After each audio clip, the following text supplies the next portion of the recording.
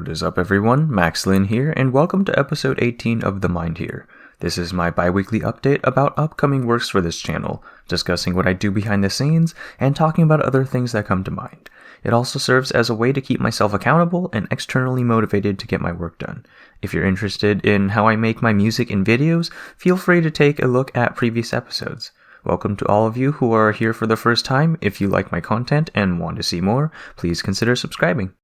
I already know that this episode is going to be heavy on tangents, so let's get the progress out of the way first.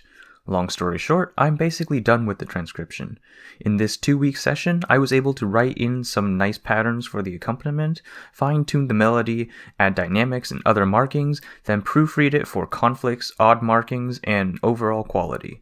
The important adjustment I made as I went along this time was to make sure that the piece didn't become too complex.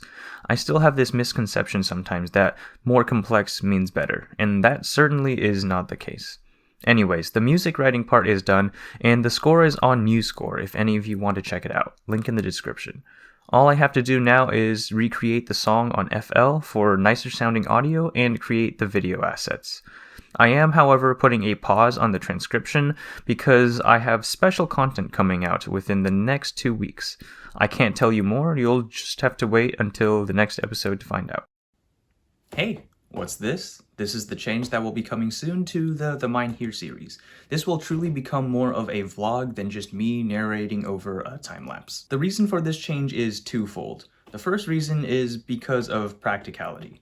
Once I head to college, there will be no way I will be able to keep up with this pace of continuous transcriptions, so I won't have a B-roll to narrate over. Also, I currently use a blue snowball to do my recording for my narrations, and I don't really know if I want to bring that to college, so I'll need to find another way to do these things, which this will help me do, since I don't need a blue snowball to do that. Not only that, these videos might be easier to make than my current videos, so these might save me some valuable time that I don't have.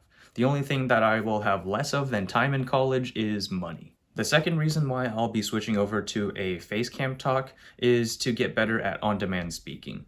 Granted, most of this is scripted in advance, but I feel like this is better practice than just narrating into a mic. I've definitely felt an improvement in my speaking abilities, which goes to show how important practice is. But I feel like this setup might be better for that. I will still need to sort out a viable stand that I can bring to college, as well as probably a lapel mic, depending on how the audio quality of this turns out. In any case, I probably won't be switching over anytime soon, but once I head to college, this will definitely all change.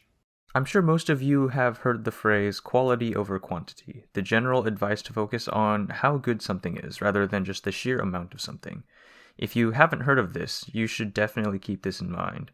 But if you haven't heard of this, what I'm going to say next may confuse you. Recently, I saw a Twitter post noting that when you are learning something new, quantity is actually better than quality. Let that sink in for a second. This follows the philosophy of rapid iteration, a concept used by SpaceX to build their rockets. Rather than focusing on trying to perfect each and every project, you can churn out more projects and obtain better results that way. Really, this is just another way to state the 10,000-hour rule. You have to keep practicing and practicing in order to get better, so to try and perfect your earlier attempts is futile. You learn from your mistakes, and every project is an opportunity to try something new and learn. That's the key right there. You have to learn something. These rules only work if you make quality observations of each project. The purpose here is to learn and improve, not to mass produce. So if you think you have a problem with perfectionism, let this be a reminder to you about the benefits of making mistakes. For those of you who are listening right around when this episode came out, you'll know the situation, but for some context, we are in the midst of a global pandemic. There have been lots of talk recently about expediting things, anything from reopening the economy to getting vaccines and drugs out sooner. All of this has got me thinking, is there something wrong with how all of this is being approached? I had a gut feeling that was bothering me, so I took a deeper dive and realized something. When you say you want to expedite something, you can only expedite the process, not the result. Now, this sounds obvious. After all, if the results didn't come after the process, then causality would be broken, something more fundamental than time itself. But oddly enough, a lot of people seem to be forgetting this. In order to reopen and have the result of an economy jumping back to normal sustainably, the pandemic needs to have subsided first. If you simply push the deadline up and you aren't speeding up the process of eradicating the disease, then you won't get that result you're looking for. Because the process of eradication is what allows for a more normal society and the only process that can really achieve this, it doesn't make sense to expect the same outcome if you don't speed up that process. And look, the goal here isn't some political statement. This is just a relevant example for the sake of understanding. This idea can help provide a better insight into what you're doing, help you assess what is possible, and what the actual results will be if you quote-unquote expedite something.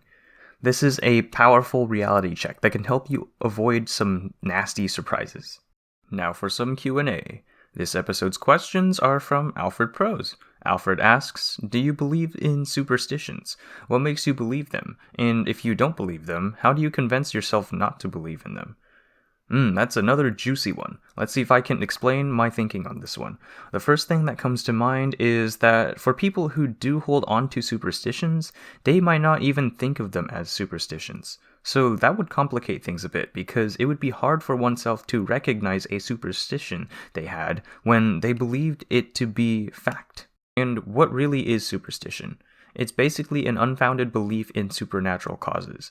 So for me, here's how I see superstition, and I may offend some of you, in which case I'll apologize in advance. I'm not looking to hurt anyone, but I'm going to share my thoughts on this.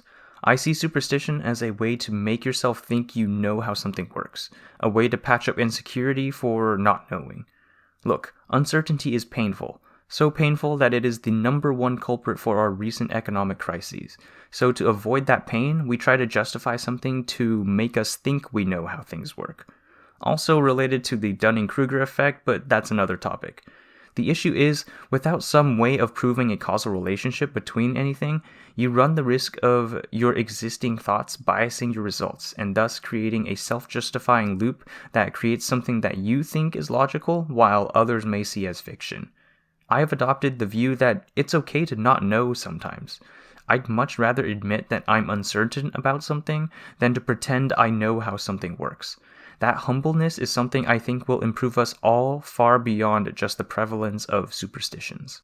Alright, that brings a conclusion to this episode. Thank you everyone for listening. I appreciate the support you all have given me throughout this process.